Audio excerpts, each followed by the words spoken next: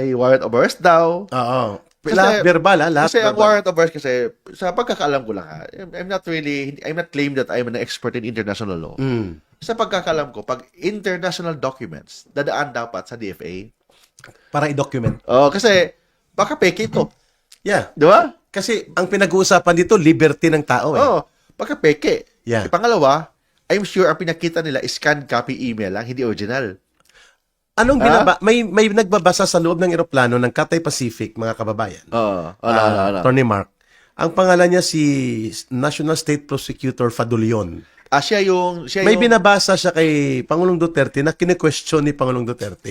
Was it a warrant declaration order from Yes, ICC? yes. Tama. From the cellphone? Cellphone. So, ibig sabihin, hindi original yun.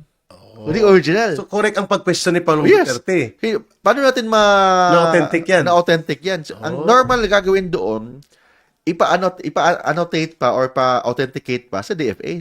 At dapat mayroon siyang process of verification. Verification yan. Kasi, pag all foreign documents under the law, pag foreign document, for example, kinasal ka sa ibang bansa, may marriage contract ka sa ibang bansa, hindi automatic kasal ka na. Kasi kailangan ng Ipa-annotate mo natin yan kung totoo ba yan. sa consular office o sa embassy. O sa embassy or dito sa DFA. So, walang nangyari ganun. Diba? Parang ire-record mo yan. Kasi kahit na Philippine nga eh. For example, may warrant of arrest ka sa somewhere in Cebu. Oo. Tapos, pinadala dito sa email. So, mayroon kang warrant of arrest, photocopy. Kailangan pa ipa-annotate ngayon eh. Oh, so how much more kung foreign document?